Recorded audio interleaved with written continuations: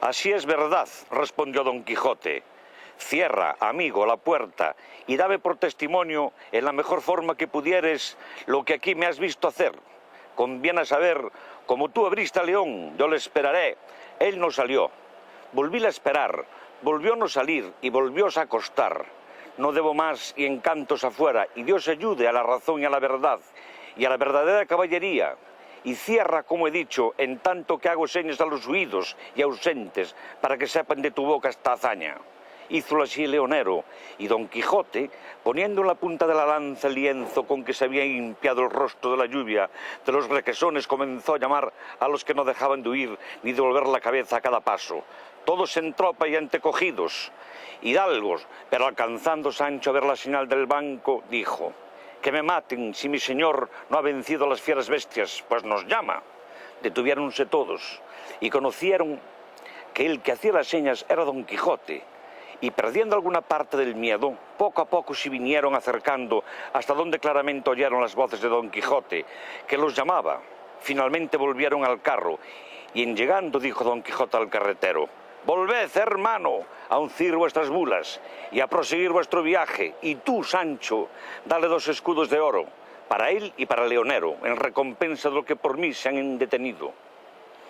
«Eso os daré yo de muy buena gana», respondió Sancho, «pero ¿qué se han hecho los leones? ¿Son muertos o vivos?». Entonces el leonero, menudamente y por sus pausas, contó el fin de la contienda, exagerando, como el mejor pudo y supo, el valor de Don Quijote, de cuya vista León, acobardado, no quiso ni osó salir de la jaula, puesto que había tenido un buen espacio abierta la puerta de la jaula, y que, por haber el dicho aquel caballero, que era tentar a Dios, irritar a León, para que por fuerza saliese como él quería que se irritase, mal de su grado, y contra toda su voluntad había permitido que la puerta se cerrase. «¿Qué te parece de esto, Sancho?», dijo Don Quijote. «¿Hay encantos que valgan contra la verdadera valentía? Bien podrán los encantadores quitarme la ventura, pero el esfuerzo y el ánimo será imposible». Dio los escudos Sancho, unció el carretero, besó las manos el leonero a Don Quijote por la merced recibida y prometióle de contar aquella verdadera hazaña al mismo rey cuando en la corte se viese. Pues si acaso su majestad preguntarse quién la hizo, diréisle que el caballero de los leones, que de aquí adelante quiero que en este se trueque, cambie, vuelva y mude el que hasta aquí ha tenido del caballero de la triste figura, y en esto sigo la antigua usanza de los andantes caballeros, que se mudaban los nombres cuando querían o cuando les venían a cuento. Siguió su camino el carro, y Don Quijote, Sancho y el del verde gabán prosiguieron el suyo. En todo este tiempo no había hablado palabra con Diego de Miranda, todo atento a mirar y a notar los hechos y palabras de Don Quijote, pareciéndole que era un cuerdo loco y un loco que tiraba a cuerdo.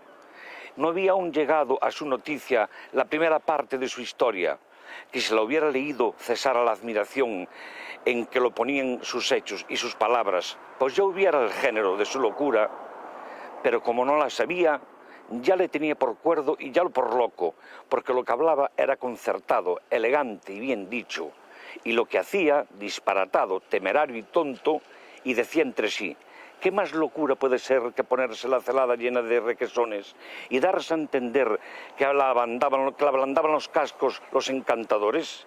¿Y qué mayor temeridad y disparate que querer pelear por fuerza con leones? De estas imaginaciones y de este soliloquio le sacó Don Quijote diciéndole: ¿quién duda, señor don Diego de Miranda, que vuestra merced no me tenga en su opinión por un hombre disparatado y loco? Y no sería mucho que así fuese, porque mis obras no pueden dar testimonio de otra cosa. Pues, con todo esto, quiero que vuestra merced advierta que no soy tan loco ni tan menguado como debo de haberle parecido. Bien parece un gallardo caballero a los ojos de su rey, en la mitad de una gran plaza, dar una lanza con felices suceso a un bravo toro.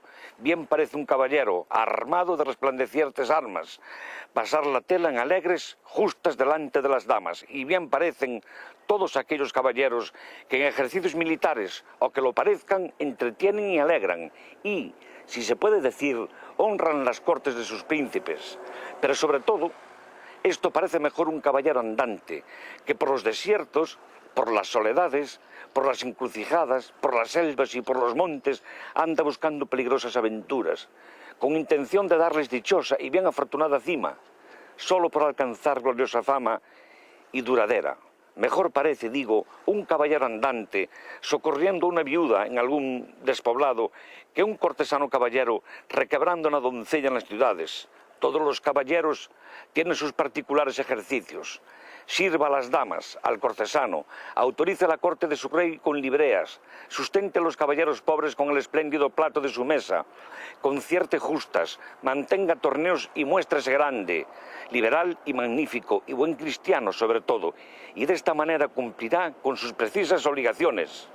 Pero el andante caballero busque los rincones del mundo, éntrese en los más intrincados laberintos, acometa a cada paso lo imposible, resista en los páramos despoblados los ardientes rayos del sol en la mitad del verano y en los del invierno la dura inclemencia de los vientos y de los hielos. No le asombren leones, ni le espanten vestiglos, ni atemoricen endiagos que buscar a estos, acometer a aquellos y vencerlos a todos son sus principales y verdaderos ejercicios. Yo, pues, como me cupo en suerte ser uno del número de la andante caballería, no puedo dejar de acometer todo aquello que a mí me pareciese que cae debajo de la jurisdicción de mis ejercicios, y así, el acometer los leones que ahora cometí, derechamente me tocaba, puesto que conocí ser temeridad exorbitante, porque bien sé lo que es valentía, que es una virtud que está puesta entre todos extremos viciosos, como son la cobardía y la temeridad. Pero menos mal será que el que es valiente toque y suba al punto de temerario, que no que baje y toque en el punto de cobarde. Que así como es más fácil venir el prodigio de ser liberal que alabaro, así es más fácil dar el temerario en verdadero valiente, que no el cobarde subir a la verdadera valentía.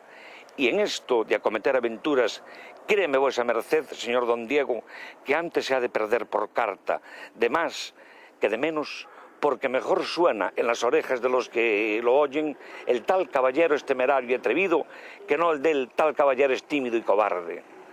Digo, señor don Quijote, respondió don Diego, que todo lo que vuesa merced ha dicho y hecho ha nivelado con el fiel de la misma razón, y que entiendo que si las ordenanzas y leyes de la caballería andante se perdiesen, se hallarían en el pecho de vuesa merced, como en su mismo depósito y archivo.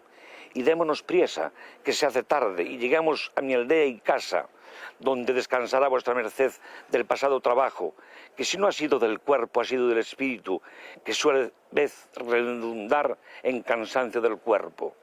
Tengo el ofrecimiento a gran favor y merced, señor don Diego, respondió don Quijote, y, picando más de lo que hasta entonces serían como las 2 de la tarde, cuando llegaron a la aldea y a la casa de don Diego, a quien don Quijote llamaba el caballero del verde gabán.